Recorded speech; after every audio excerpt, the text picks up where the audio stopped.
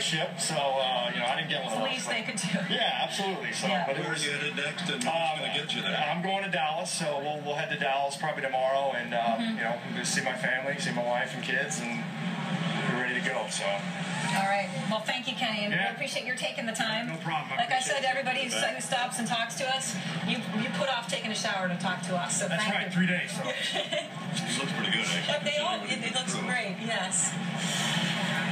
But again, that ordeal, and what's interesting when he describes there, and this is what many passengers have talked about, is that isolation. But they knew when another cruise ship came by, because their ship was dead, there was no power, you couldn't send any signals.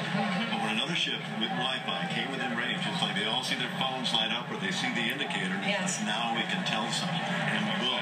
Which is why these families were getting these messages at like 5:30 in the morning, 6 o'clock in the morning, because that's the only time they can communicate. And one thing I think to your point about this is it's an experience like this makes you realize the things we now take for granted.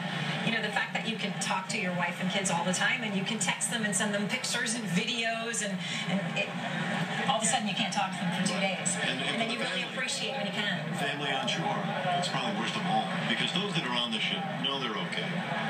But the family has only heard one thing. There was a fire and nothing else.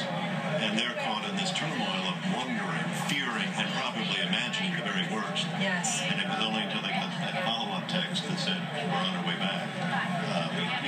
It would have been horrific. And we've talked a lot about the fire situation, that there was a fire, obviously, and the question was it severe or was it not severe? And there are real questions about that. I've seen a lot of documentaries about cruises, and they always emphasize the fire drill. And they say that everybody on the crew is so ready, But it's something like this that makes you say, are they? What are the backup plans?